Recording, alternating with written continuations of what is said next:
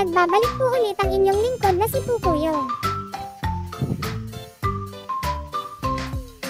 Ngayong araw bisitahin natin ang mga pananim na gulay at manguha na rin tayo para may ulam mamayang gabi. Samahan niyo kami ulit. Salamat! Mag-aapat na buwan na rin ang mga gulay simula noong itanim ito. Mayroon na rin tayong makukuhang okra, talong at talbos ng kamote.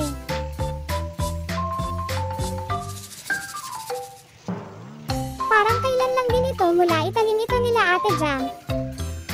Pakaunti-unti lang nila ito itinanim noon. Sa kabutihang palad naman ay lumago at dumami na rin sila. Ngayon pwede na natin itong mapakinabangan.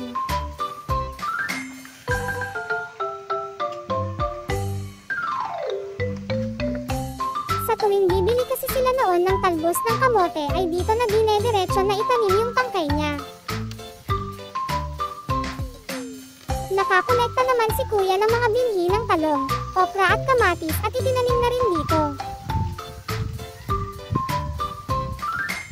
Kahit hindi man gaanong karami o kalawak ang pinagtaniman ng mga gulay na ito ay sapat lang naman sa pang-ulam. Masarap ang talbos ng kamote lalo na sa pang-agahan. Samahan lang ito ng bagoong na may kalamansi. Kaunting laga lang sa kamote at pwedeng na itong ulam. Itong talong naman, paborito nila Kuya at ate nito na iprito. Sausawan naman ito ay yung toyo na may kalamansi. Itong okra madalas naman itong ihalo sa pakbet o kaya sa paksiw.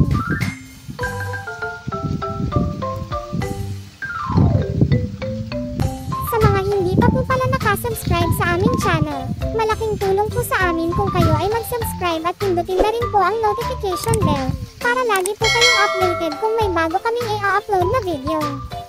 At kung gusto nyo pa pong makatulong, malaking pasasalamat po namin kung i-share nyo po mismo ang video sa ibang mga social media platforms. Mukhang nakakarami ka na rin ng nakuhang okra Ate Jam. Siguro pwede na iyang pangpaksiw.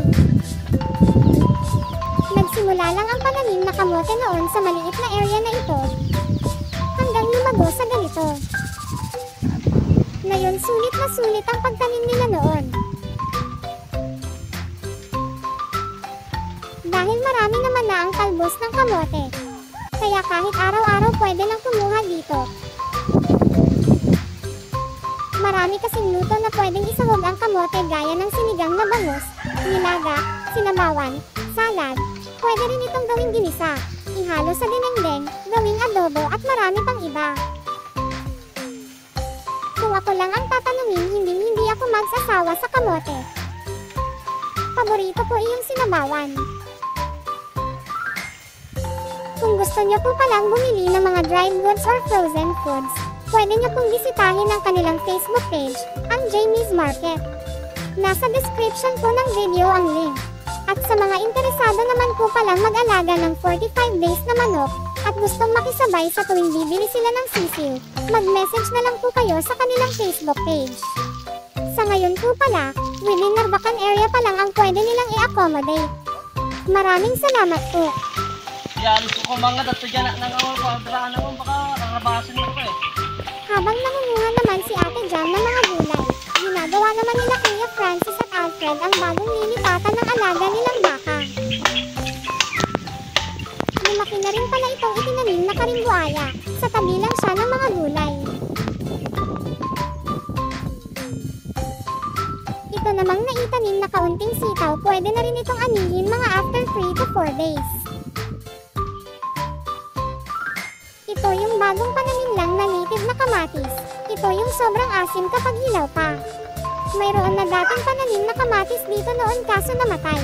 Dito dati yung kamatis sa tabi ng lemongrass.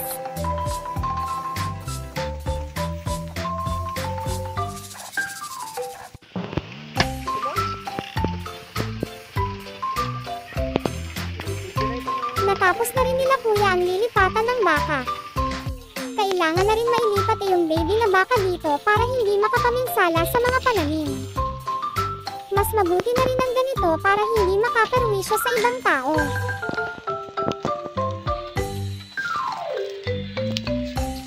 Lalo na ngayon at marami na naman ulit nakatanim na mais.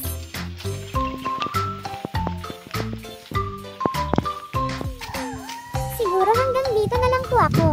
Salamat po ulit sa panonood. Ang inyong lingkod, Pupuyo.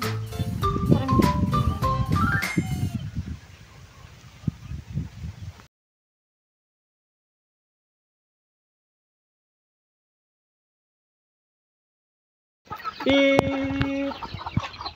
Beep.